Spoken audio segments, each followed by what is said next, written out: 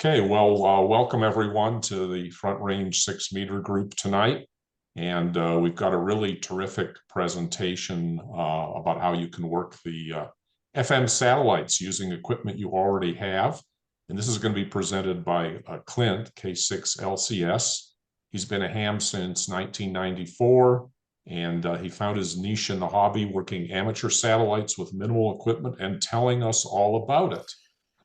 He has served as a liaison between NASA, the ARIS team, and schools, coordinating amateur radio contacts between the International Space Station and the students. Professionally, Clint was a sales manager for ADI, Premier Communications, Prime, and worked for Motorola Commercial, two-way, for a couple of years. And he worked for Ham Radio Outlet a couple more years. He resides in Jurupa Valley, California, with his wife, Karen, who's also on the meeting tonight. And their new addition to the family, Huck, a 2-year-old, 75-pound lab. It's all yours, Clint.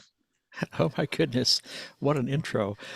I did an informal survey of everyone here, and the average, let's see, double click on that,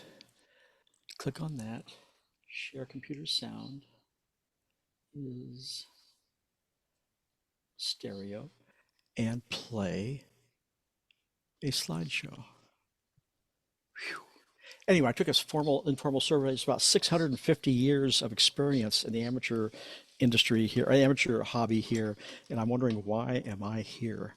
We have folks who have worked on Apollo. We have folks who work with. So let's just go back to the beginning of your ham experience. Simple handmade Yagis, a watt or two, and a couple FM crossband repeaters floating in the sky. All right, I live in California, so please read this for me. It's my disclaimer this evening. Please know that the things I'm going to tell you in the next 4 hours, they might be outdated day after tomorrow. We might lose a satellite. We might gain a satellite. The software programs I recommend, there's many more. Just know when you search the web, make sure what you're looking for is dated. I had a scoutmaster really irritated with me about a year and a half ago. He had an assemblage of 500 people. He couldn't work satellite AO51. AO51, of course, passed away 9 years ago. But if you look on the web, easy to work satellites, whew, there it is. So please, my website was last updated 75 minutes ago. AMSAT North America, AMSAT.org, ARIS, AMSAT in England, AMSAT overseas. Make sure that whatever you're looking at is dated, that they respect you enough, that they date your image, your information for you. All right, let me get to Colorado. There you are. There's your site. Working amateur satellites. But before we begin, we're on Zoom. And please know that we have some housekeeping hints right here, housekeeping tips. Restrooms, if you just leave the door, go down the hallway, you'll find a restroom for the evening. And meals are provided for you tonight by WTOZX. Bill, thank you very much. If you go down the other way down the hallway and find the refrigerator, anything in there is yours this evening to eat. Bill, thank you very much for that. And do not submit any bill to your treasurer for this. Thank you, Bill. What a guy. Oh, and please,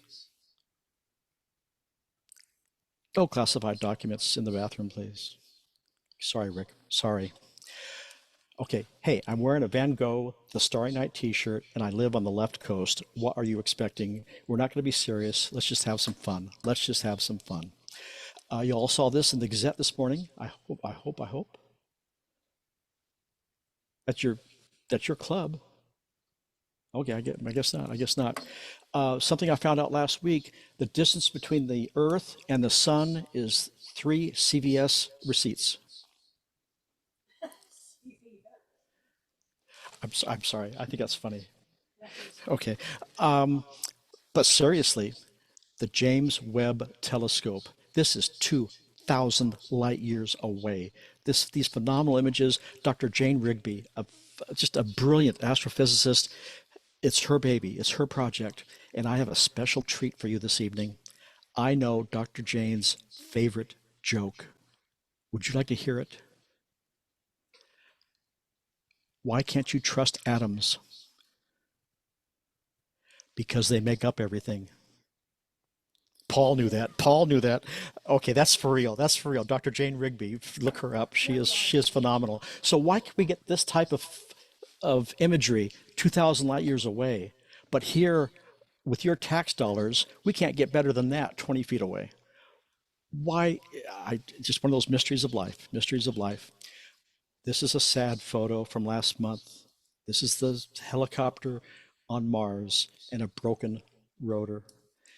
And there was an image just this last week. Ingenuity ended its mission last month. It was in the belly of Perseverance. It was only meant to perform 5 experimental test flights over 30 days. It ended up performing 72 flights over 3 years. How proud can we be of that project? There it is. There it is. Anybody remember the movie Babe? Okay, that'll do, Ingenuity. That'll do. What is that? Oh, this is when the rover turned its camera around and shot a picture of Ingenuity, and just like a bad a vacationer's photo, it chopped the head off of the person. That's a real image, and that's a Photoshop. But just that'll do, Ingenuity. That'll do. Just last week, you saw that we landed the United States and a private firm landed on the moon. The the very left foot there hit the ground first. And so this is now laying this way on the moon. The bottom is the moon surface. So that's too bad. And this image was just released like 8 hours ago. This is the landing strut performing its primary task, absorbing the first contact with the lunar surface to preserve the integrity of the mission. Meanwhile, the liquid methane and liquid oxygen engine is still throttling, which provided stability. The company believes these two insights from this photo have just gently leaned this into the surface of the moon, and we might be preserving some ability to return some scientific data. So watch this project. It did fall over, but Intuitive Machines just released this photo just a few hours ago, and yeah, we'll get data from it. We'll get data from it. That's an honest to God picture. Yeah, that was just released seriously about 8 hours ago. And of course, 3 years ago, we were all watching this, the first image from the Mars rover, Perseverance. Then we went to bed and the second image came down. We were all pleased to see that. Bill is okay. Thank you, Bill. And then overnight, the first color images, the high-res color images from Mars came down. Just gorgeous imagery. Mesa, Arizona. Mesa, Arizona. Yes, indeed. And then on April 1st, last April 1st of last year, a top secret finding, the lost socks from the dryer. They're up there. They're up there. Okay. Okay, guys. Bill give me the mic for 3 hours. You're stuck with this. The Perseverance turned its cameras around and looked at Earth, the little dot there at the Earth, and it turned its cameras around and looked at Earth. Okay. Visual gag. We all got that? Okay. Okay. Okay. If you go to nasa.gov, look at photos of the day, you are guaranteed to come back with a new screensaver or a new wallpaper. Just gorgeous, gorgeous images that our tax dollars are paying for, and tax dollars from other countries, the other participating countries also. Ooh, look at that. There's a tear in that shield. I never noticed that before. I never noticed that before. I've given the show 172 times. I've never noticed that before. Wow. Thank you, Colorado. That's not me, but boy, I wish it were. The cupola, just some gorgeous, gorgeous images. There's always been amateur radio gear on board the ISS. Most astronauts, no matter their country of origin, are licensed ham operators. This is a project 3 or 4 years ago where they substituted a jumper cable that was going to feed a future commercial project. It just blew away our 2 meter 440 antenna on the Columbus module. They apparently did not get the jumper cable at HRO. And there is the jumper cable they reinstalled for us, and we're back to normal. They like amateur radio. They like talking to the students on Earth. They like talking to us. They just don't have a lot of free time to do it. And you will hear yelps of glee from Southern California and also your email feeds for ARIS, AMSAT, and NASA when amateur radio time is available for us. 2 years ago, this didn't make the news I thought it should. Russia sent a cargo mission to the ISS. That's cool. It docked successfully. That's cool. But then its thrusters came on. This is serious. This turned the ISS more than a revolution and a half. It wasn't violent. No one was hurt, but something definitely wrong. The Russian module did not know where it was. And if you go to, there's the Russian module itself. My wife just put it in the text box. You don't need to write anything down tonight except for this URL. If you want to hear Houston and Russia, the US, Russia, Cold War. If you want to hear professional, just some phenomenal communications between the two countries trying to stabilize this. And I'm just old enough to remember this is just so Cold Warish, but you'll be so proud of the professionalism between Russia and Houston as they stabilize the ISS for us. So tinyurl.com/parkingjob. There's 15 minutes of audio there that you'll hear. That's my hair is raising on my arm. This is a little problem. This is leaking. Think of it as a radiator leak in space on the Russian module, which they're going to need to fix. Things happen. We're not sure if it's if it hit some debris or what exactly occurred. And speaking of debris, there's thousands and thousands of pieces of debris up at low Earth orbit where these things are. Where our satellites are for amateur radio, where the ISS is, where the Chinese space station is. We are tracking 20,000, everything from the size of a nut to a screwdriver to that hand drill to a tool pack to used expended boosters from old rockets. We're going to hear a lot in the next 10 years about literally vacuuming up this stuff and getting it out of the way of projects we want to leave existing. Two of my favorite photographs. You've seen this type of an image before, but this is the silhouette of the shuttle Endeavour in her final mission as it is approaching the ISS. This was STS-130. I've seen this 100 times. I've seen this more than that. It's just an extraordinary photograph. All right, someone please unmute themselves and tell us please what this apparatus is.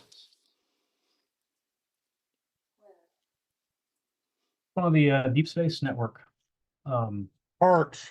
Oh, who said Parks? Who said Parks? Was that Mr. Latham? Yeah. Yeah. You're exactly right. This is the Parks 64-meter radio telescope down under. This gave us those gorgeous, wonderful, grainy black and white images from Apollo 11. But look right under the focus cabin. Still glinting in sunlight, streaking from right to left. That's the Space Shuttle Orbiter Atlantis on her last mission. How cool is that? Bill, it gets better. Look to the right. That streak of light down there is the International Space Station. They just undocked 3 minutes. They're 3 minutes apart. So I'm sorry. I'm a heart patient. I can't get this excited. But this is a phenomenal photograph. I need to thank John Sarkissian of the Parks Observatory for letting me share this. Just a phenomenal image. Just us without a shuttle program anymore. Yeah, this is just history, and it's just to me, it's just a wonderful photograph. All right, folks, if your significant other says your shack is getting a little messy, just let him or her know that it's not really that bad. This is the networking room aboard the ISS. Here is the Columbus module, the US module. In the circle there is the Kenwood TMG 710GA that's giving us crossband repeater capabilities. But, it's a little messy, but no big deal. This a few of you recognize. You'll never admit it. 1956, an AT&T console. Yeah. So the heads are nodding, and that's just disgusting. Oh my God! There's a picture of Bill, an old shack back in the 50s. Way to shoot, Bill. WT0DX. Okay, sorry. When tubes were popular, when tubes were running. We're still just getting intro here, so we're waiting for more people to show up. HRO, this is a demonstration day. When you work these amateur radio satellites, these crossband repeaters, FM 2 meter 440 crossband repeaters in the sky, it's best if you work them in true full duplex mode. That's defined as being able to hear the downlink from the satellite as you key your mic. We don't have a currently available HT that does that well in both VHF up, UHF down, and vice versa. The last one we had was a Kenwood THD 72, not the 74, not the new 75, but the 72 is a classic, is a true duplex radio. So while you're beginning, use two radios. I'm here in the foreground with my demonstration set up. There's a guy in the background in the white hat. He's got an FT60 just with open audio, 20 feet away, so he's not feeding into my transmissions. I'm wearing a little mini boom headset from Heil to hear and talk. This is the 171st? Oh, I thought we were 178. Oh, 171st or 172nd time we've given this show. We've been on Ham Nation several times, on Tom's W5KUB broadcast, and most importantly, we're in Colorado this evening. We're going to talk about ergonomics. These handheld antennas that we're talking about, they're 3 or 4 pounds. They can put some stress if you're working satellite passes that are 10 or 12 minutes long. They put stress on your wrist, elbow, shoulder. We'll talk about ergonomics later. A few of those folks that saw me at HRO in Anaheim, my wife is responsible for this. She brought me a Dremel tool for my birthday, and I had to start cutting up something. But think of this, 2 little lithium polymer batteries inside. It now has USB ports on it, of course. It is sturdy. It'll seat belt into your front seat. Sturdy handle. It's insulated. What a cool little go box. Any FM, or excuse me, any little transceiver on top. Just a cool little box. Thank you, beautiful. Thank you. Okay, engineers. Okay, engineers. To shows, I'll take my egg beater antenna. I'll put it up on a rotator Souffle antenna. and call it my souffle antenna. Okay, yeah, okay, all right. Egg beaters are wonderful conversation pieces. They'll draw attention to your station, but you want some gain and directionality for working these 2-meter 440 crossband repeaters in the sky. The $15 tape measure beam you have in the rafters will outperform the $300 M-squared egg beater. Yeah. Here is my QSL card. This is at the Los Angeles County Fair a few years ago. We just worked 3 countries with 2 watts. I didn't say counties, didn't say cities. We worked Mexico, the US, and Vancouver, British Columbia, with about a 45-degree elevation pass of a satellite. The guy on the right is not a ham. He's intoxicated. He's looking for the little people in my hand talking. He had no idea what was going on. He's really intoxicated. He was really intoxicated. This is what got me turned on to this aspect of the hobby. With a handheld, we've got a couple birds, including the International Space Station, that you can work with hardly any power at all. Any ARRL members here this evening? Outstanding, Bill. Thank you. ARRL, it's an organization, there's some polarization in fans and those who don't like it. I just personally like to know what's happening to my hobby before it occurs, as opposed to hearing and reading in the news that something has occurred to us. So ARRL for me in Southern California keeps up on that and is a good advocate. It's our largest lobbying body for amateur radio interests in North America. Who's not a ARRL member yet? A couple. And who just refuses to raise their hands at Zoom meetings? 2 of you. Okay. Ask your fellow club members. ARRL benefits. You get magazines. You have. Hey, you get a new email address. Your call signed at ARRL to get forwarded. Anyone using the equipment insurance plan that ARRL offers? This is Paul. This is good stuff. It's got a club liability policy for you. It'll cover your members going to and from events. It'll cover the repeater in the backyard, and there's a separate policy that'll cover the repeater up on the hill. For personal loss, mobile rigs in California are not automatically covered with auto insurance. You got to buy a rider. The premium for this insurance was $1.50, maybe it's $1.60 per $100 evaluation, $50 deductible per loss, current day replacement cost. That's the kicker, current day replacement cost. I've been with State Farm for more than 40 years. They cannot meet this premium. So ARRLinsurance.com for the club, for you as individuals. Make sure your homeowner's policy or auto policy may or may not cover your rigs and your equipment in your car. It covers all my computers I'm using tonight. It covers my laptops when I'm out in the field. Yeah, so very cool stuff. Very cool stuff. ARRLinsurance.org. Hey, Clint, Yes. I've got this 60-foot dish in my backyard. Is that covered? Please talk to Cheryl. Your first couple contacts will be all email. She's not going to hire an administrative assistant to do that. She'll read it. She'll get back to you and offer you her phone number. Yes, but if it's on your private property, I bet, yeah, she'll have something for you. She'll have something for you. And then there's, because the repeaters on the hill are usually in a commercial cavity or something, it's a different policy. But the club liability coverage is very, very attractive for a club, especially if you have events.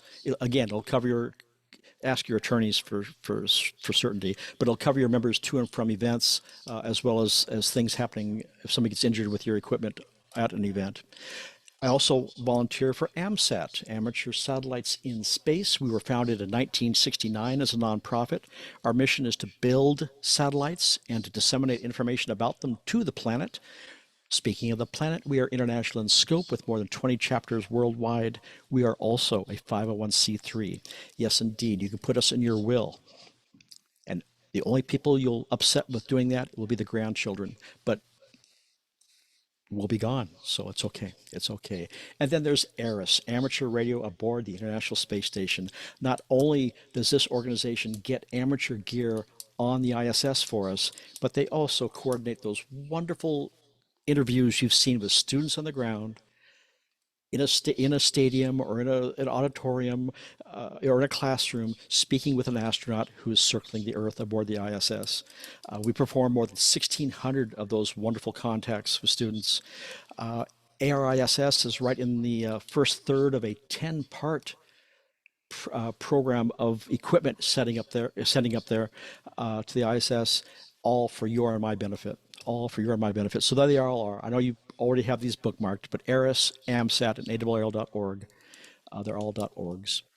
Anybody working with Raspberry Pis? Anybody, any Pi interest? We have 2 Raspberry Pi 4Bs up aboard the ISS. I have these, I don't know, where is it? It's here. I have the exact same Pi. I just don't have that $3,000 case that was mandated by the space agencies involved. But there they are in the Columbus module. The new ones we have up there are the 4B with the wonderful Pi telescope lens, and also with the enhanced Sense hat. Most of the European Space Agency students are involved with this. Here's a if you go to astro-pi.org,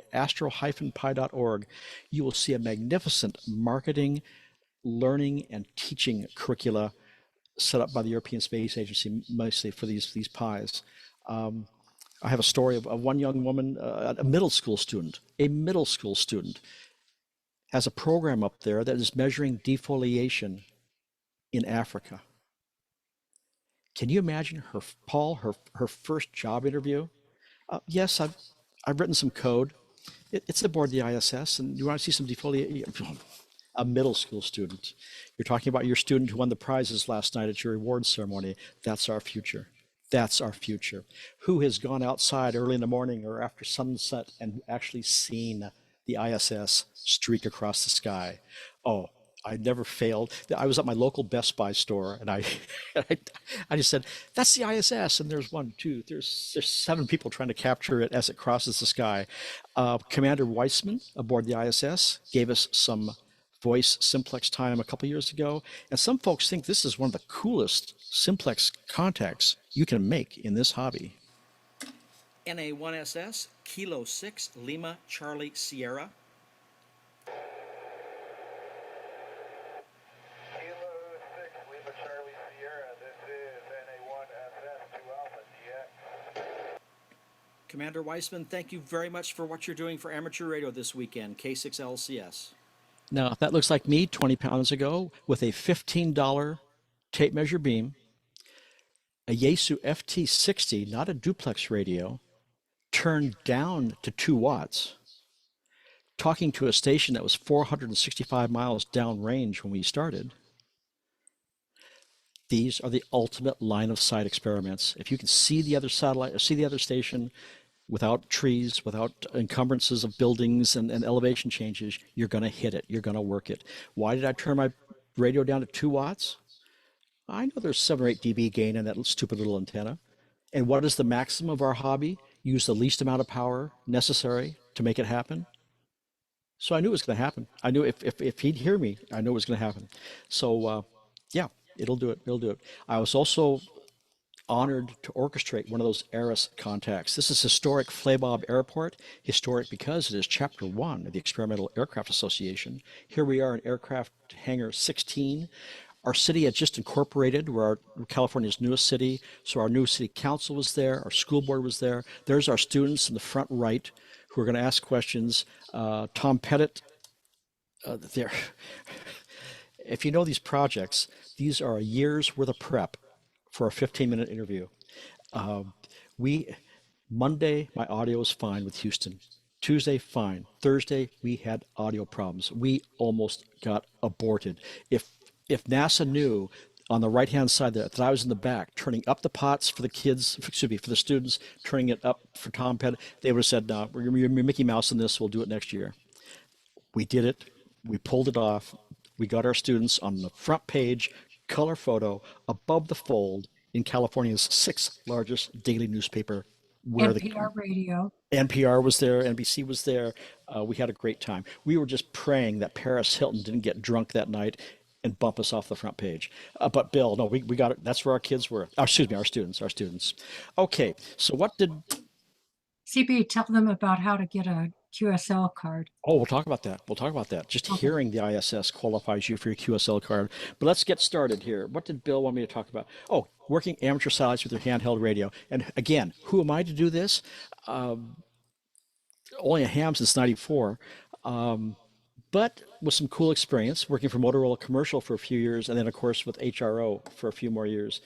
So I've seen both sides of the hobby, both sides of radio communications, and Motorola experience has some wonderful projects for public service and hospitals here in Southern California. I have a website because 20 years ago I was looking for current information and ran into that roadblock. Well, it's not a roadblock. You find the information, you start programming radios, and realize it's dated. So work-sat.com has been up for 18 years, I think, with a frequency chart for just working the easy satellites. If you want to get into the HF birds, into the sideband birds, into the Morse code only birds, digital birds, there's links to go there. But just get your feet wet. We're going to demolish two common preconceptions, and all of you know the answer to these already. Clint, you need 100 watts, you need that expensive Yaesu rotator, and you need multiple Yankees to get involved with satellites. Is that all correct? Well, we ask Dr. Fauci. Dr. Fauci, is that all correct? Absolutely not. Absolutely not, he says. But Clint, isn't this an expensive proposition to get involved in this aspect of the hobby? Well, we all love Jack. Jack, is it expensive? No, it's not. No, it's not. Most of you already have the necessary equipment. There's the iconic ICOM W32A, true full duplex. A friend of mine in Texas, we have a Texas person here this evening. A friend of mine in Texas, Alan, made more than 9,000 contacts with an HT and an improved whip. Now, we don't really recommend the improved whip except for 2-meter receiving the ISS or receiving slow scan TV from the ISS. You can do that with your stock duck. We know that I know it's -9 dB. You can do that with your stock duck, but you want some more gain and directionality to get yourself on the 440 side of life. But receiving, definitely doable with an improved antenna. Knowledge is power. I think Bill's mom used to date this guy. Think so? Sir Francis Bacon? I think they used to do breakfast together. 1597. Knowledge is power. All right, I'm on the West Coast. Can somebody tell me what time are we at? Unmute yourselves and tell me. 7:34. That's the wrong answer. 6:34. No. Anybody watching the screen? 8:30. Trivia time. Paul got it. It's trivia time. Okay, group. Oscar is a acronym. What does Oscar stand for? Sorry, Jeff. Oscar. Somebody unmute themselves. Tell us what Oscar stands for. Orbital satellite carrying amateur radio. Stands the man. Orbiting Yes. satellite carrying on It's amateur not radio. that. It is indeed orbital satellite. Get that image out of your head. It is orbital satellite carrying amateur radio, and there is Oscar 1. Oscar 1. If that looks like a bunch of sheet metal and rivets, it's because it is. There's Lance Gunnar with it in Central California. Look at that high-tech surface mount componentry. You don't need a magnifying glass for any of that. Okay, without mentioning your age, anybody hear this project? All it did was emit Morse code, HI, for a couple of orbits. No one's going to admit it. No one's going to admit it. $63. Remember that dollar amount. $63 back. Look at the Dymo label maker tape. I remember Dymo label makers. Remember when the wood grain tape came out, how cool that was? I hate this slide. I apologize, but there's way too many words. But just know that in 61 was our first U.S. amateur satellite. Oscar 2 failed. Oscar 3, our first amateur satellite with a transponder aboard it. We've had more than 125 Oscars. Russia's always been involved, and there's always been amateur radio gear aboard the ISS. They actually used our gear when they were doing some work on their primary system. It wasn't an emergency, but they used our gear for regular comms while they worked on. And again, almost all astronauts are licensed amateur radio operators. The low Earth orbiting satellites we can work handheld, about a 2-hour orbit. They'll be going north to south or south to north so that their solar panels will be hit by the sun at least twice a day to energize the batteries. We don't have a geosynchronous satellite over South, Central, and North America. There's one over Africa. Amateur payload was not its primary mission, but there was amateur gear on board. It's working. If you'd asked AMSAT 20 years ago, will we ever have a geosynchronous satellite over Central, South, and North America? No. It's very expensive real estate. It's got to be a very expensive satellite. It must be maneuverable so we don't interrupt your Super Bowl coverage in February. And we just didn't have any piggyback opportunities. But we've got SpaceX has a board member who's a ham radio operator. Could that be a piggyback opportunity at some point in time? This is not a proclamation. This is not an announcement, but now, today, more than ever, this might be a possibility. Can you imagine having a geosynchronous satellite that for American Red Cross work or avalanche recovery or floods or tornadoes for Red Cross and you folks to work? It'd be phenomenal resource. And it's just takes some money. Just takes some money. A few terms you're going to run into while working these satellites. This is all elementary stuff. I apologize. Orbit is the path of the satellite around the Earth. Doppler. There is a Doppler accommodation we must make on the 440 side of life on these 2-meter 440 satellites. And I asked Bill, did you all bring your slide rules with you this evening? No? Okay. Let's say the satellite is transmitting on 435-300, 435-300. Due to Doppler, tune or program 305 and 310. And my mnemonic device is acquire above when it's a 440 coming down at you. So you'll be hearing it at 310, then work at 305, work at 300 as time of closest approach. It'll be right on the center frequency. And as you lose it, it'll be slightly lower than the center frequency. At what moment in time do you change frequencies? No computer will tell you. Your ear will tell you. That's one of the cool reasons for working true full duplex. You'll have a headset on or earpiece in, and you'll be able to hear yourself and how well you're getting into the satellite. Here is I don't see any slide rules. Nobody brought their slide rules. Here is the frequency, the equation, but don't worry. Okay, I did it for you, Jeff. I did it for you. Here's a decent pass of an FM LEO. Look on 2 meters, 145.9, only plus or minus 3 kilohertz of deviation. No big deal. But due to Doppler, look at 70 centimeters, look at 440. 20 kilohertz of deviation on that same pass due to Doppler. I told you Rick accepted your challenge, dear. Oh, Rick's got a slide rule? Yes. Oh, okay, cool. We'll have another equation here in a couple minutes. Okay. So whether you're receiving or transmitting on 70 centimeters, Doppler is an important. Yes, these satellites have a little bit of automatic frequency correction in them, but you helping it will make things much better, much more successful. If LEO is the acronym for low Earth orbiting, then HEO must be an acronym for high Earth orbit, and GEO is geosynchronous. We already talked about that.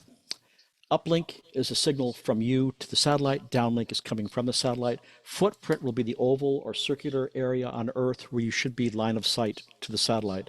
The programs and sites I'll talk about in a couple minutes will be very conservative with that footprint usually. If your line of sight and it's more than 7 or 8 or 9 degrees above the horizon with no obstructions, you're going to be hearing it. Hey, there's the footprint. And a lot of you are asking why, and thank you for not hanging up already. You have your 6-meter nets, you have your propagation work, you have local Colorado repeaters. Why mess with a 10-minute pass? This should be a no one's 911 plan. These are not manned by people. This is not going to coincide with your disaster. It's just another aspect. I bet you there's no one in this room that only wears one hat in this hobby. From our conversation before the meeting, you're doing several different things. Going to a local or regional park, unfurling a tape measure beam and starting to talk to terrestrial stations or satellites is going to draw families over. Of course, you'll have your membership application in your pocket as you talk to folks, find out what's happening with STEM and STEAM education in schools. It's just another, and a tape measure beam draws attention. It's just another aspect of this hobby that any of us can do. It's technician stuff. It's technician stuff. Let's flip forward to 2004. AMSAT Oscar 5-1 cost a little bit more than it did in 61 to get up and running. This was the most phenomenal learning and teaching and amateur satellite marketing tool we have ever had. It was just so wonderfully easy to work, to hear. There's its CubeSat. There we are in the front center of this payload. There are 3 CubeSats here, but we're the only amateur gear on this payload. Again, sun synchronous. We had a 1.2 gig uplink for those who had that Alinco or ICOM handheld. We put in that mode on a couple of weekends. It was just a phenomenal, lasted a few years longer than it was expected. And we've just been trying to duplicate the wonderfulness, is that a word? Yeah, the wonderfulness of that educational satellite. Again, these are sun synchronous. When your wife goes on her first trip to Tibet for 6 weeks and you're alone in the house, you go to other satellite operators' sites, grab their telemetry downloading programs, download data over Colorado and send it back to them in Europe. This is solar panel condition, battery conditions. This is just really cool stuff. But again, must be done when your significant other is several miles away. The Saudis have a satellite up for us. Okay, a show of hands, please. A show of hands. How many have had an HT battery last for 20 years? Stan? No? This was launched in 2002, 22 years ago, 21 years ago. So it's not lithium. It's a NiCad chemistry. Why is this satellite still working? We're not quite sure. Oh, it's a little off frequency. And I apologize, you will need a full 4 or 5 watts to get into it reliably. But this satellite is still working for us 24/7. Not quite sure why. One of those defying the laws of physics. Just like in Dealey Plaza in 1963. AO-27 died about 10 years ago, then came back to life. We're not quite sure why. And it was programmed to just work the first 3 or 4 minutes and the last 3 or 4 minutes of a North American pass. Not working right now, but I've got it programmed just in case something happens. It's just with these HTs we have now, just program these 5 frequencies. We lost 92, both 91 and 92, AMSAT Oscar 91 and 92. I'm not going to use the F word. I'm not going to use failure. They just never materialized to what we wanted them to be. And now it's at a point where with 91, please only attempt it if you're getting sunburned. Only attempt it if it's getting hit by sunlight. But 92 passed away last month. So 91 is up there. We'll talk about it. So minimum requirements for working this, a 2-meter 440 handheld. The Yaesu handhelds allow you to program split frequencies. You can program 2-meter receive, 440 transmit in the same memory location. Not duplex by any means. You key the mic, you don't hear anything. But it's not absolutely mandatory that you work full duplex. And AMSAT members, don't yell at me yet, AMSAT members. Off-peak hours during the week, late at night, if you just treat it like your local repeater, you don't intentionally step on someone. You wait for a break in the action, then key your mic. Now, if it's field day, if it's a scouting event, if it's a Saturday afternoon, it's going to be, some people say it's chaos. I just think it's wonderful. You have as much opportunity getting in with your handheld as that guy in Texas with 100 watts sitting with his brown liquor cowboy hat and the echo in his voice. It's one person getting in. It's all timing. So during the week, being an insomniac, I talked to a gentleman in France who had a beautiful pass the ISS all to himself last month. I mean, so off peak hours, you can do it without being full duplex. But let me say for the 9th time, it's preferred to do full duplex, but not absolutely mandatory. Anybody have an FT60? These are just wonderful. It doesn't do your 6-meter work, but an entry-level HT for 2-meter 440, it is still the finest complete feature set. 1,000 memories, easy to manually program, large legible display, receives 108 to a gig, receives AM aircraft properly. And its battery situation. This is what really sets it aside from anything else that's out there. You get the optional AA case for it, populate it with alkalins or nickel metal hydride, and you have full transmit power available if you really need it. I'm a fan of not using full transmit power, but that's what sets it aside from a lot of rigs. It's 18 years old. It was announced in Dayton in 2004. Still $150. Oh, strongest belt clip of any amateur HT on the market also. FT60, it doesn't do your 6-meter work, but if you have someone who wants a solid performer for 2-meter 440, FT60. And the Yaesu rigs, when you program that split frequency mode, the plus and the minus will show up in the display. This is on page 28 of the FT60 manual. It's on page, I think, 22, 23 of the FT70 advanced manual. And of course, we need to improve our stock antennas. Stock antennas, you know, are all -6, -9 dB at best. One of the most popular add-ons is the Diamond SRH 320. Nice, it's a great antenna, great performer, but it's always 14 inches long and it's $50. A better performer at half the price. Hams love bargains, don't they? Yes, they do. The Smiley 270. It's a collapsible metal antenna, which I usually don't recommend for delicate HT antenna connectors, but we'll talk about that in a second. But the Smiley 270 will outperform the Diamond SRH3. I don't mean to insult any Diamond owners. I own them both. This is the type of mistake you can make with the Diamond. Oh, excuse me, with the Smiley. It has a coil in the base, which serves as a shock absorber. You can actually drop it. If you're thinking of working with different antennas on your HT, think of converting that delicate SMA to a BNC. Quality SMA connectors are only rated at 300 or so disconnects. I'd rather see you wear out a $15 BNC connector than wear out either throw away a Baofeng or get a $60 repair job on a Yaesu. Except that connector on the left, that all metal CN3 from Yaesu, I think it should be outlawed. Really, Clint? Yes, here is why. Imagine putting heavy coax or a heavier antenna on these two rigs. The one on the left, the arrow is showing you it's metal-to-metal contact with your HT. Any stress is yanking against your circuit board. It's going to fail during your event. It's going to fail during your net. It's going to fail at some point in time. But the one on the right has some cushion to it, a shock absorber.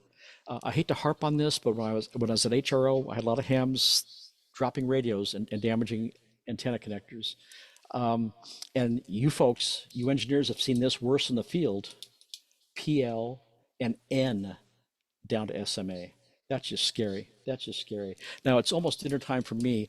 If anyone there has a weak heart or anyone there has just eaten dinner. The following is not suited for minors. Viewer discretion is advised. You have been advised. If you have a weak heart, please turn away.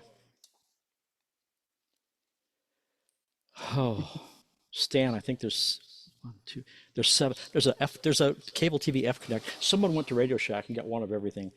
Don't do this to the hobby. Don't do this on field day. Don't let a reporter leave your event and say, well, this is why they call it amateur radio. Don't do this.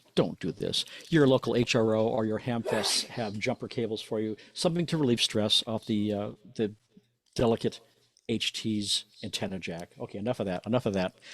Here's the two little diamond buffered or shock absorbing ones. Ask a fellow ham or ask HRO which mates properly to the top of your radio. There's a lot of difference, a lot of physical difference between how antennas mate to the top of radios.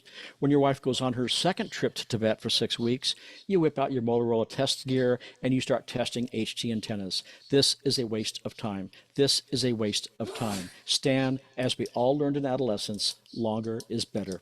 Longer is better. For 2 meter 440 work on a handheld, you want 17 or 18 inches, and it's either UHF or VHF. If you get a new ham joining your club and says, I just got one of those new VNA testers, I'll test HT antennas for you, just steer that energy towards something more exciting, some 6-meter antenna. Yeah, testing HT antennas is a waste of time. Double your, oh, here's an old ad campaign. Here's an old ad campaign. Bill, no extra charge for this. Who would like to double the life of their HT's battery? Anybody like to double the life of their HT's battery? I think you all know where I'm going with this. Improve your stock antenna to that smiley or that diamond, and turn your transmit power down to 2 watts. Engineers, if you're not making it 2 watts line of sight FM voice, you're not going to make it to 4 or 5 watts, are you? No. So there. At half power, I just doubled your battery life. You want to increase your battery life even more? Yes, we do, Clint. Wear an earpiece. Wear a headset. What's the first thing you'll do with your volume control if you stick an earpiece in your ear? Stan knows you'll turn it down. What eats up batteries? Keying the mic and loud audio. So you don't immediately need a second battery for that FT70. Improve the antenna, turn your power down. So group, no extra charge for that hint tonight. That's a freebie. That's a freebie. You got Karen free and you got this tip free. Get perpendicular. This is a banner I had on my truck before I realized I needed to respect my marriage more. Yeah. But when you go out in the front yard with your HT and you key your mic, your transmitted signal is leaving the top third of the antenna, essentially, at about 90 degrees, expecting to hit someone down the street or hit a hilltop repeater. Most of our amateur satellites are not land-based. 3, 2, 1. Most of our amateur satellites are not land-based.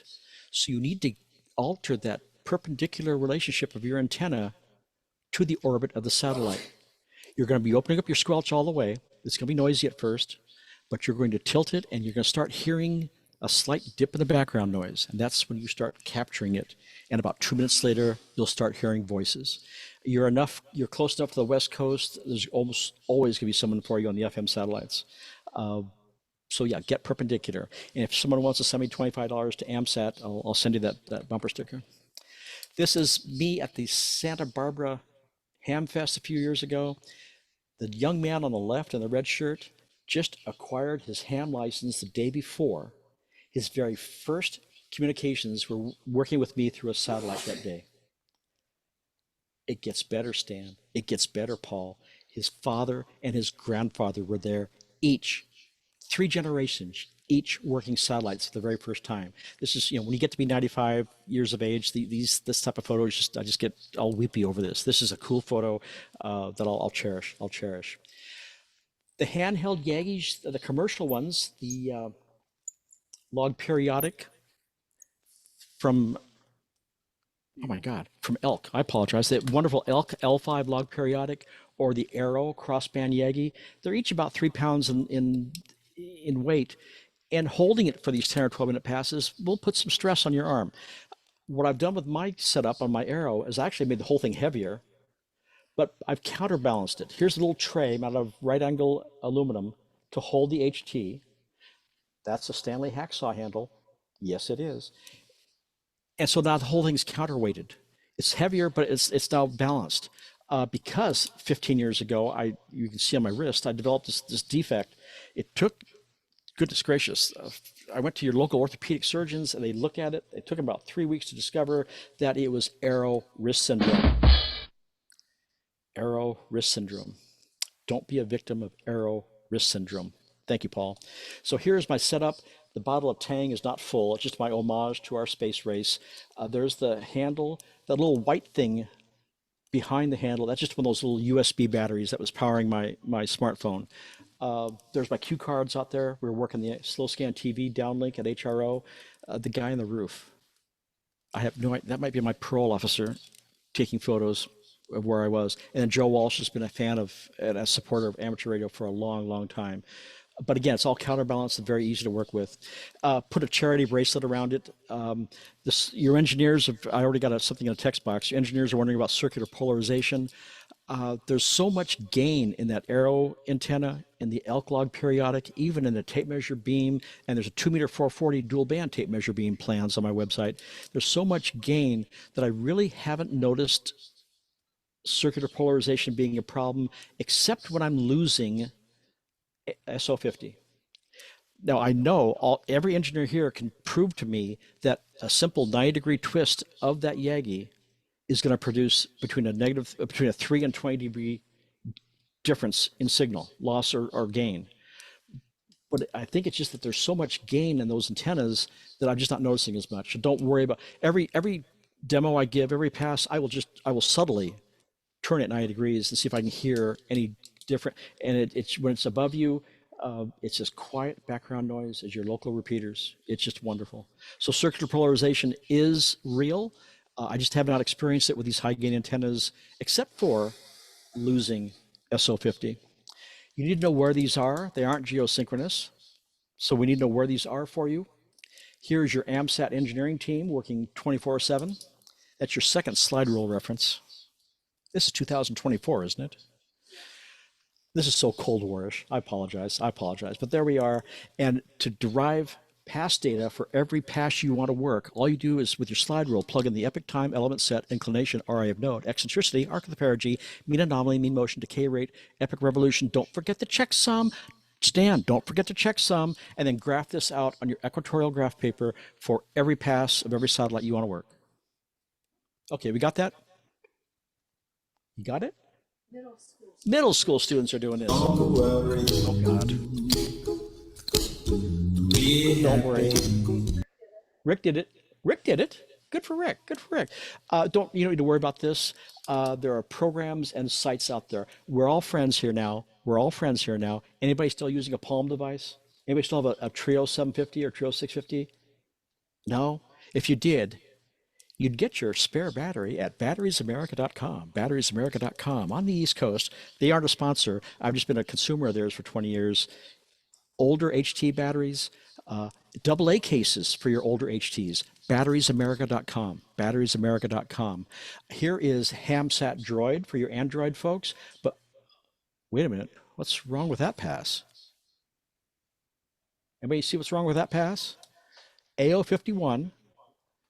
Did the guy in the Van Gogh shirt say sun synchronous? So will this east to west pass ever happen? No. This is while we were beta testing this software. It is now known as AMSAT Droid Free. AMSAT Droid Free in the Google Play Store. It now gives you accurate pass data. AMSAT Droid Free. Doesn't cost much either. It is free. There are no Blackberries left. For you Linux folks, for you Pi folks, gpredict. gpredict is gorgeous. Look at this. It tracks multiple satellites. It'll control rotators for you later on. gpredict. You can port it to Mac. You can port it to Windows via third-party software. It's absolutely free. I take this to shows with me. There it is on a Raspberry Pi 3B Plus, which is way overkill for it. It'll run on a 0 and a little monitor. But gpredict. It's usually on a monitor on the right almost all the time. It's just a gorgeous program and free, absolutely free. I said free. For my phone though, for my Apple iPhone, GoSatWatch is my go-to. Not cheap. It's a $10 app. When I recommend apps, it's because I know them and I can get answers from authors on what's happening, how can I fix things, how things work. About 5 years ago, NASA changed the manner by which we acquired ISS pass data. This gentleman had this program rewritten and uploaded to the Apple App Store within 3 weeks. That, to me, is a responsive ham. He's up in Canada. GoSatWatch, all one word, $10, a very worthwhile investment for satellite work.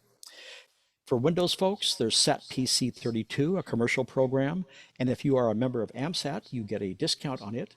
Beautiful program. Will also control rotators. Nova for Windows hasn't been updated in 15 or 20 years. And not for Windows 11. kinda for 10, but if you're running an old Windows 98 machine, it might just run for you. Nova for Windows used to be commercial. There's an unlock code on my website where you can get it unlocked. Okay, a time for my medication, I think. And I apologize. Any Mac folks in the room? Okay, I apologize. I show this low-res Jiffy thing for Nova. Clint must be running Macs. Mac Doppler Pro, absolutely gorgeous program. Also will control rotators, and a commercial program. You can get a discount on it if you are a member of AMSAT. All right, somewhere on the planet, it's 7 o'clock. Who has this evening's final Jeopardy response?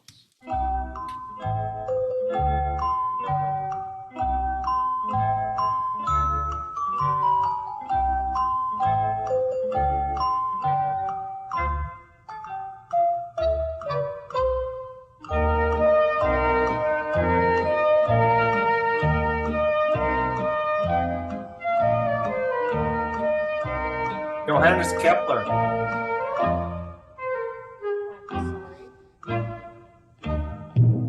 Somebody yelled out something. Yeah, Kepler. Oh, I apologize. It must be in the form of a question. Who was Kepler? You are absolutely right.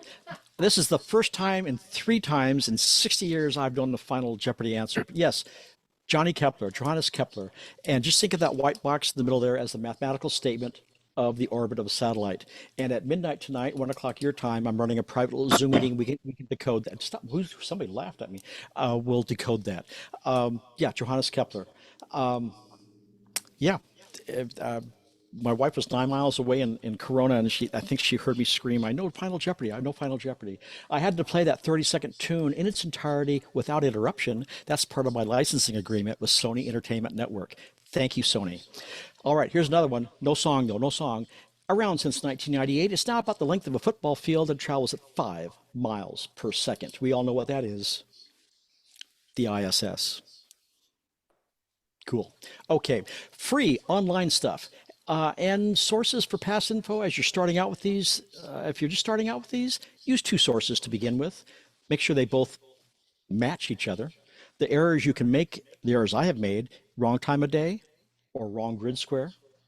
Some of these programs might revert to the author's home grid square before you register it.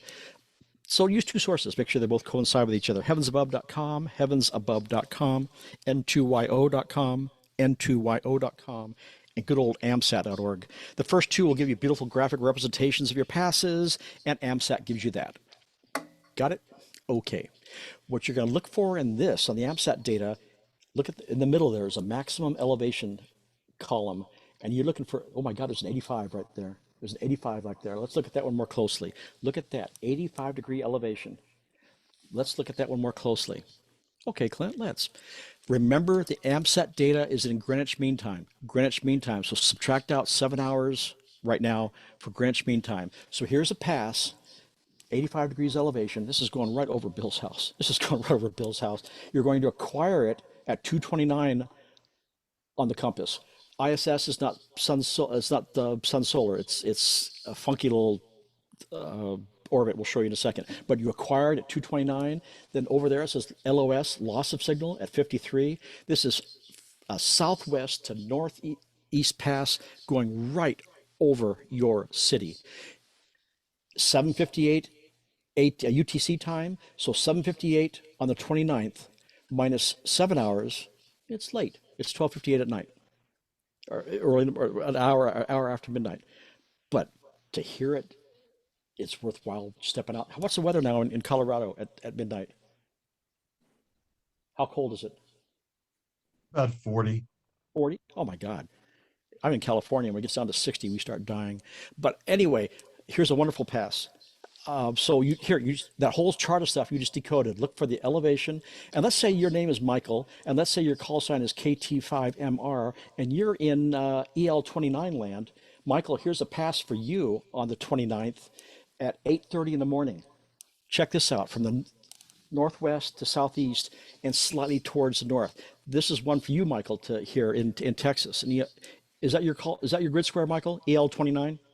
That is, yeah. And Rick, Awesome. Rick is also Awesome. in EL29. See how much I respect this group? We called around and found some other people. Anyway, Just hearing the ISS qualifies you for this gorgeous QSL card.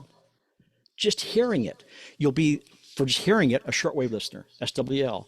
Then when you work at Packet, or when you work at Voice, or when you hear slow scan TV later, you can ask for another one, so get another one of these. The address for obtaining this is on my website. They don't charge you anything, but slip a buck in the envelope. The guy's really busy. But this is a gorgeous QSL card that you can get just for hearing the ISS. Here is this is mesmerizing to me. This is why it's not sun synchronous. This is your International Space Station, and that's why it has. Okay, we can do this all night long, but it's not sun synchronous. Again, location and time. As you work with these programs, make sure your location, grid square, and time of day is correct, and find out if they're respecting daylight savings time, or if you're respecting daylight savings time. On my website, there's this widget that N2YO wrote for me showing where 91, 50, and the ISS are right now, so you can match things up. General procedures, we're almost through a part one of our presentation. You need to listen. You're going to open up your squelch all the way. We're talking about a quarter watt from 500 miles. So you're going to open up your squelch. Here's something weird, and SO50 is the exception. But if you don't hear it, please don't key your mic. That sounds weird, but your fellow AMSATers on the on the West Coast, they will know. They might be sending some housekeeping chores to 91. They might be trying to resurrect 27. So your fellow AMSATers on the West Coast will know, and you'll hear them start to talk. Now, SO50 is the exception. We'll talk about it in a second. On the weekends, this might just be a call sign and have a nice day, and be that quick. There are hams going after grid squares, after contests and things.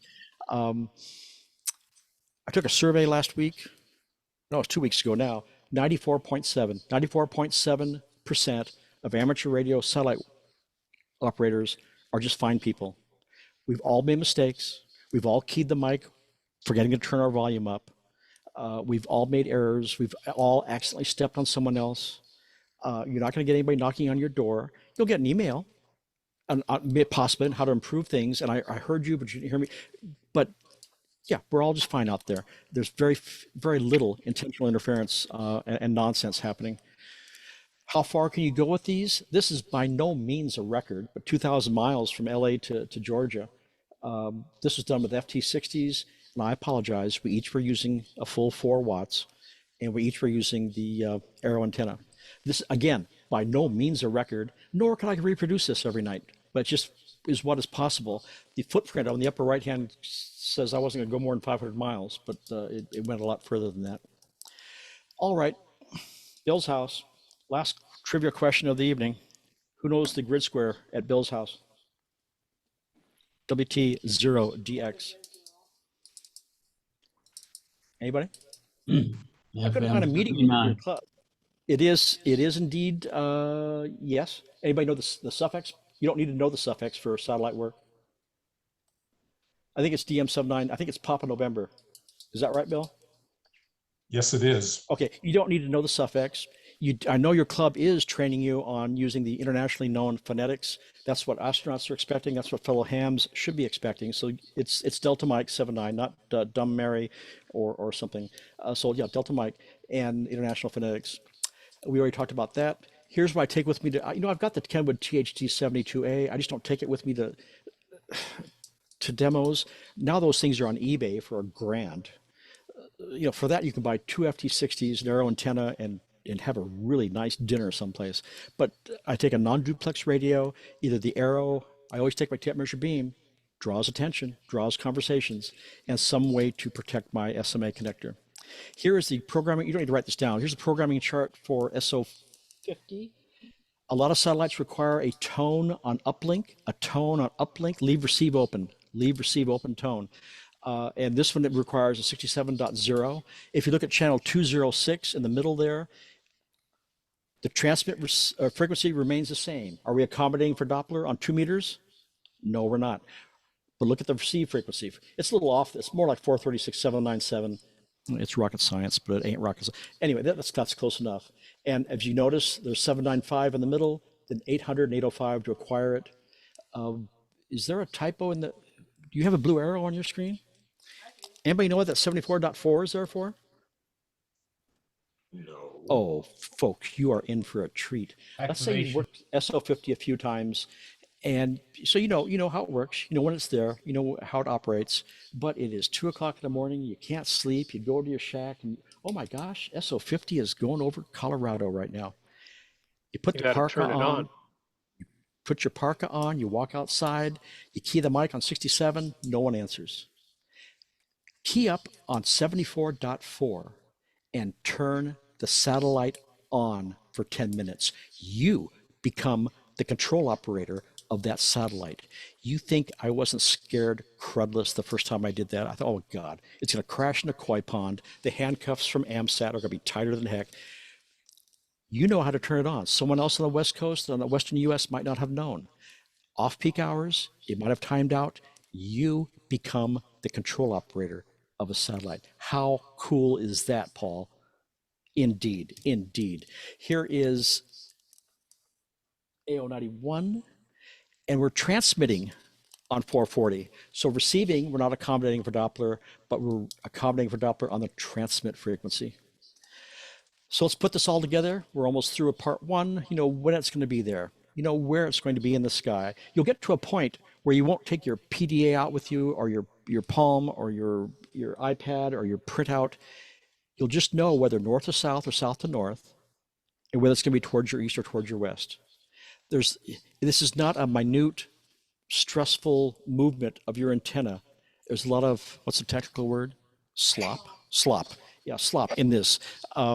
You know what your grid square is. You got your radio program because you went to my website, and you will phonetically use your own call sign, please.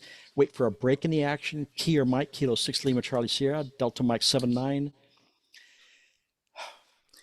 And then some AMSAT folks don't like me doing this, but I will say handheld or demo. It's only half a second of airtime. When you say handheld, it's going to let fellow satellite workers know here's someone newer with lower power. Let's let them in.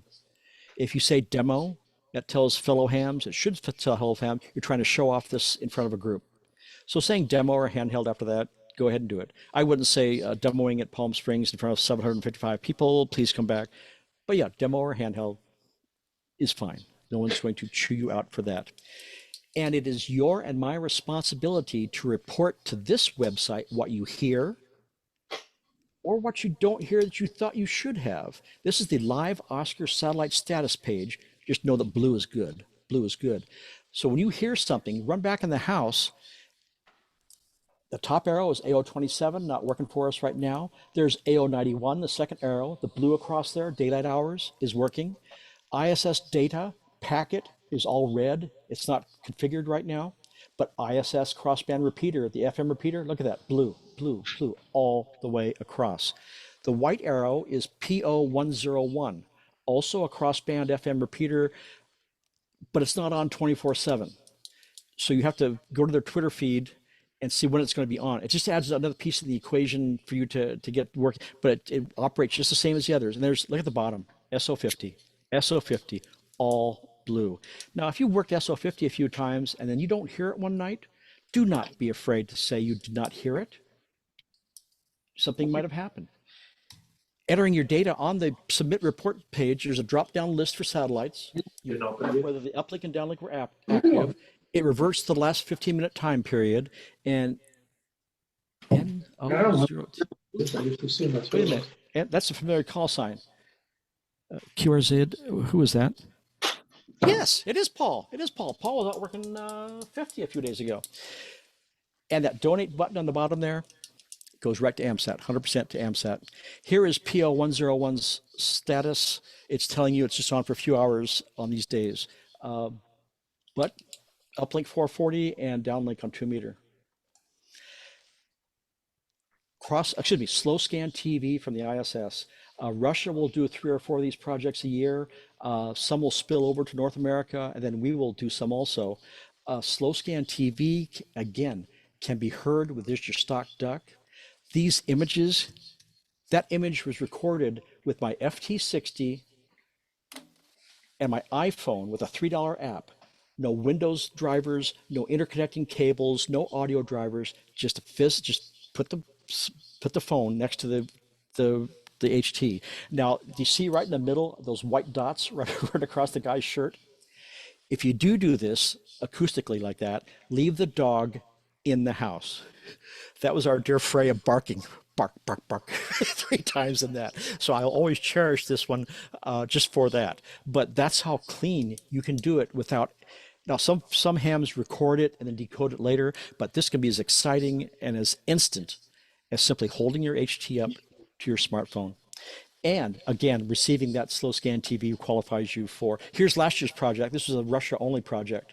And don't get upset with that. Nothing political. Nothing. They're very proud of what they've done in space, and we all are cooperating aboard the ISS. So don't take this personally when you hear about slow scan TV, but it's Russian centric. Don't worry about it. It's nothing to be upset about. Oh shoot! I'm sorry. I thought I turned this off. Wait a second. I'm on the air. Can you leave me alone for a second? From Eris.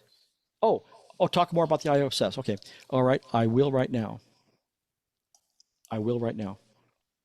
Cool. All right. The International Space Station. There is on the Columbus module, US module, our 2-meter 440 antenna. Kind of looks like tape measure elements, doesn't it? That's our 2-meter 440 antenna on the Columbus module. There are the 3 Eris antennas on the Russian module. There is a page that shows you what the status is of the ISS gear. And it was last updated 3 weeks ago. The Columbus module crossband repeater is configured. The service module packet is not working right now. And that's where your data is important because they're saying it was configured and you and I both know it's off because it wasn't working when we did it. So reporting your results to that AMSAT page not only helps fellow hams, it helps Eris, it helps NASA, it helps the control operators of these satellites know what's going on with their satellites, with their projects. The ISS frequencies, you don't need to write any of these down. The crossband repeater, that uplink is a little funky. It's 145.99 with a 67 tone. And just to hear that pass over Bill's house or the pass over Texas, just turn your receiver to 437-800 and just hear it as it goes over. Then you're going to want to transmit and key the mic the next couple of passes. And again, just hearing it qualifies you for that QSL card. This is all the stuff's on worksat.com for you. Slow scan TV will be on 145-800 and packet is on 145-825. All right. That's it. That's the end of part 1. Anybody have any questions I could try to answer? Yeah, thank you, Bill. I have a comment. Oh, we have a comment from Southern California. Go ahead, please. Yes, we do. This is as the wife of tonight's speaker. From lessons learned, don't ever use your significant other's Fiskars or tape measure. In other words, folks, don't go in the kitchen drawer to cut up that tape measure. That belongs to your significant other. Don't use that tape measure, and don't use her Fiskars to cut it up either. Don't touch those expensive Fiskars in that wonderful padded case. That's right. Is there a Harbor Freight in town? Yep. Sure. Okay. Thank you, Bill. There's your tape measure beam. Please do something with the ends. Please do something, no matter how you trim it. Thank you. Thank you, ma'am. Love you. Love you. Love your Fiskars. Thank you. Do something with the end. Put it in Plastidip used to be in existence. I don't think they sell it in California anymore because it was just way too exciting to sniff. I found some foam golf balls that I actually put on the end of my elements because my attorney said either do that or give everybody goggles. So do something. It's very, very sharp. Very, very sharp no matter how you round off those ends for your crossband beam. If you go to my website, work-sat.com, and scroll, boy, that's really busy. Geez. Scroll down to the bottom. In the middle there is satellite show citations. I love the alliteration. Here is in chronological order everything we talked about this evening. It's all on the website. Links to Eris, ARL on my antennas page. There's an antenna Scouts made out of barbed wire pieces that they successfully worked the ISS with. How much less expensive can you get than finding some Colorado barbed wire? Anyway, our tape measure beam, there's a 2-meter 440 tape measure beam. Excuse me, engineers, but my 2-meter tape measure beam plans does work SO50. I can't say that out loud though, because it insults all the engineers. Maybe it's because it's a third harmonic. I'm not sure, but it'll work for SO50. But if you want a crossband, now you're probably wondering, hey, should I spend $175 on an arrow or build a $15 tape measure beam? What's the gain? Pun intended. Ha ha ha ha. You have to do that yourself. The log periodic by Elk or the arrow crossband Yagi, much more elegant looking. They all store well or travel well. But yeah, when you have 7 or 8 dB gain in some tape measure pieces, now the arrow comes in different models. One arrow comes with a diplexer in the handle, so it'll have 2-meter 440 elements coming down into one radio for you. That's cool. You can save $30 and not get the diplexer, in which case you'll be using 2 radios. The Elk log periodic, just due to its nature and its wider bandwidth, just is not, I don't want to degrade it by any means, but it just isn't as sensitive at the beginning and end of passes as the more narrow banded arrow. But they're each, the Elk log periodic, the model L5, gorgeous black epoxy to their elements, or the arrow made out of actual arrow shafts from the arrow. What's it? Archery, from archery. There's just wonderful things. Wonderful things. A couple people asked what the models were of the old HTs. There's the old HTs, but don't go to eBay and buy one of these for $250 because the first thing you'll need is a new battery.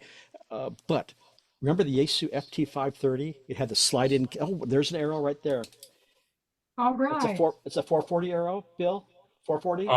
Yeah, I don't have the 2-meter elements on it right now. Very cool. Very cool. We're working on a little add-on, a 1.2 add-on to that, which we can't talk about yet. The FT530 though, it had the slide-in case for the memory battery. The Kenwood D7, the 79, early serial numbers of the ICOM W32, or use separate transmit and receive units. Get a buddy and go 20 feet away and let the crowd listen over there as you work full duplex. All right. Are there any other satellites up there to work? That's a great question. There's a ton of them. There's communication satellites that we can work. There's transponder satellites. There's digital satellites. All that information is for you at amsat.org. amsat.org. All right, somebody unmute themselves and ask me. I couldn't have been that all-inclusive, and we're almost halfway through. Any questions so far? Bill is really appreciative of these bad jokes. I really like that. That's really cool. So how many contacts have you made? 3. Oh, that's 2 more than I make each year. No, I don't know. I don't keep a log. I will send people QSL cards. I don't do it electronically anymore. I don't know. I'm almost always successful at shows.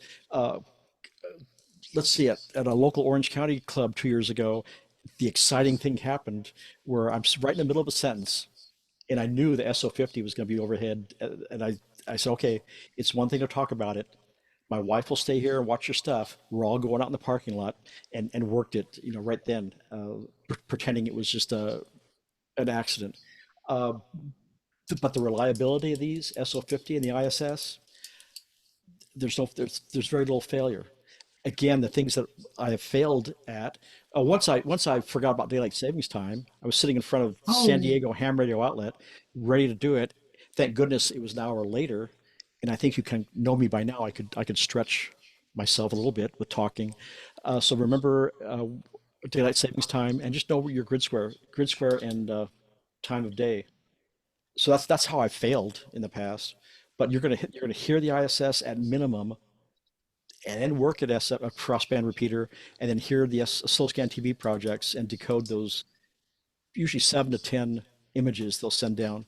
The images are in PD 120 format, so it'll be a 2-minute transmission, and then they let the machine settle down and not get the module warm, and let it go for about maybe a minute and a half in between transmissions.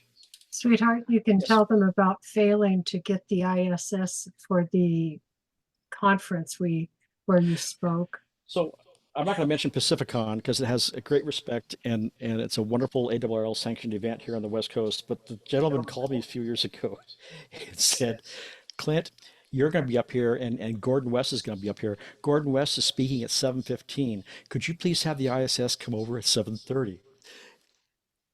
And Bill, honest to God, I almost had to put the person on hold. I'm thinking, well, first of all, wow, someone thinks I have any power at all, knowing full well I have absolutely no power whatsoever. But having that kind of, so I put, I held the phone away for a few seconds.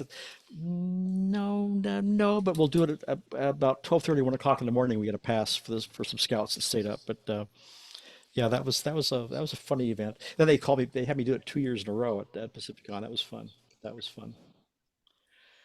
Question about slow scan stuff. Yes. These last experiments out of the Russian module have not been good. They've turned things off and on passes over the US. When are we going to get some good stuff like we used to get? Okay, maybe I wasn't as clear. When they do to those Russian-centric projects, don't be irritated with the Russians. It's not a political thing. But we will have Eris setting up some slow scan TV projects worldwide and for North America. When they're North American, we don't turn them off. But yeah, and why do they? But you know what? And I bet you did leave your radio on and monitor just in case someone forgets to flip the switch. But yeah, I don't feel slighted by Russia celebrating their space race. And we include them, and once in a while they'll include us. But it's not, please, it's not a political thing. Don't get upset with the Russian space program. Okay, because the last one's the timing on a lot of them, you were hearing things when you weren't supposed to be, and when you should be hearing things, there was nothing there. So Yeah, just an observation. Mr. See, Jim White is with AMSAT, aren't you, Jim? Not very much anymore, but I built a whole bunch of the stuff you've been talking about. Yeah. Okay, who was the gentleman who said he was? Was it Bill? Who's been with AMSAT for quite a while?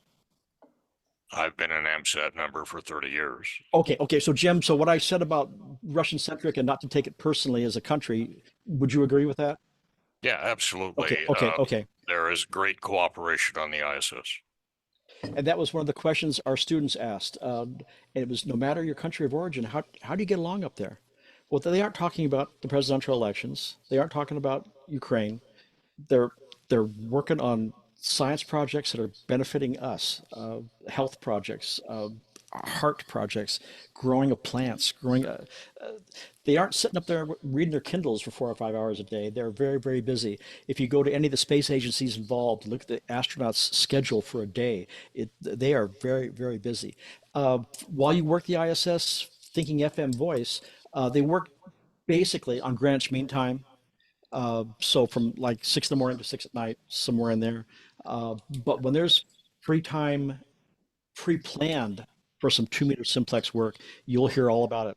The AMSAT sites or ERAS sites, and you'll hear me screaming in delight from Southern California. Thank you, Stan. So yeah, don't take it personally, Stan, but you're right. And even over Russia, they had problems with some of those images. I was just able to grab that one image from, I forgot who the gentleman was. But anyway, that one image was just one of the few, and it wasn't a complete success. Well, these are all experiments. They're all experiments. But yeah, it wasn't even good for all the Russian people either. Okay, I have time for just 2 more questions. Anything in the chat box, dear? No. Nope. Okay. So this is very elementary for your club. I hope it simulates a couple of you just to at least listen to the ISS. Gosh, tomorrow, or for that Texas pass is an excellent pass. So Clint, Yes. there's a project, I'm going to call it, whose name I forget, that has special firmware for certain Chinese radios, I think, that builds in, I'm going to say it builds in the whole Doppler thing and automatically switches it for you once it knows what time the pass started. Are you familiar with that? I've heard of it. I haven't delved a lot into the playing with firmware. We know how easy it is just to program center and 0.5, 0.10 above, 0.5, 0.10 below. Having it, but Yes, computer control, those commercial programs I showed. If you're sitting in the shack, 100 watts on the roof, computer rotation, you'll be working 1, 2, 3 degrees above horizon. Handheld, you're going to have more success, closer to 7, 8, 9, 10 degrees above the horizon. But yeah, automatic Doppler correction is there. It's exciting. There's some free, I can't remember the not donationware, but it's just freeware out there for some of these Chinese imports coming in. Yeah, I'll try to find the name of the project, and I'll post it to the groups.io. Cool. We had a demo of that at one of our ham club meetings. There was a satellite pass about 7 o'clock at night. We all went into the parking lot. He just held the radio, pushed one button, and it was, he just pushed to talk, and he didn't have to fiddle with anything. It wasn't that CSAT black box, was it? Yeah, the SAT box for the icon. No. This is a special firmware build that you load in certain Chinese handhelds. The Quansheng or something. Yeah, that is built for basically almost hands-free satellite communications. Okay, sounds fascinating. Thank you. I'll watch your moderators let me into the group. I'll watch for that. We have time for one more question, then we're going to start part 2 and part 3 this evening. That's just a joke. That's just a joke, Bill. Anyone who hasn't heard the ISS think they might want to do it next couple of days? Does this sound something you might want to do? Yeah. Okay, the nodding heads, that made this all worthwhile for me, because once you hear it, you're going to want to, even though it's just basic 2-meter, 70-centimeter work, you're going to get the bug. You're going to get the bug. And you and I can work each other on SO50 when it's between California and Colorado. Texas, you and I can work, Texas gentlemen, we can work the ISS. No problem. KT5MR, I think. All right. Any last questions? Let me ask Bill. Bill, how did you find me, Bill? How did you? I'm 2 time zones away. How'd you find me? So I'm kind of a AMSAT fanboy. I don't do a lot of operating, but I hang out with the guys at AMSAT. My college roommate is the current treasurer of AMSAT. Wow. So I have kind of a personal connection, and I get their weekly newsletter, which is very interesting, the email newsletter. And you are featured in there sometimes as somebody that gives presentations. So I sent you an email. All right. Well, when you talk to the treasurer next, did I do all right? Yeah, great. Okay, good. All right. I think we're probably. I am 6-meter illiterate. When I worked at HRO, we had the VX. Was it the VX5 that had 4 bands in it? I never sold it as a 6-meter radio because you needed a 14-foot antenna. So it's just something I haven't dabbled in. But you got me thinking about it. Thank you very much. Here's a VX5, believe it or not. Cool. So thanks a lot. Thank you for the invite. I think you kind of realize I'd rather be there in person, and we'll do that one of these days. Thank you, Florida. Thank you, East Coast, Upper East Coast. Thank you, Texas, for being here. This is a great group, and please join their groups.io message board. Go back in the files. There's a bunch of good information in there on 6-meter work. Thank you for the invite. Ireland's on here. Don't forget. There's an EI. There he is. Stop that. Yeah, Stop 6 that. kV. Cool. Thank you, group. I appreciate it. I'm going to hang up. And you have some club business or something you do now? What are you going to do now? No, we're done. We're done. Okay. All right. You wore us out completely. Oh, jeez. I'll say that. Yeah. All right. K6LCS 7.3. Thank you, folks. What a cool group. They were smart too. Oh, I'm still on. Wait a minute. I'm still on. Oh. Okay. Okay, Paul. I think you cut off the recording now. Yes, sir. I'm still on. That's a great group.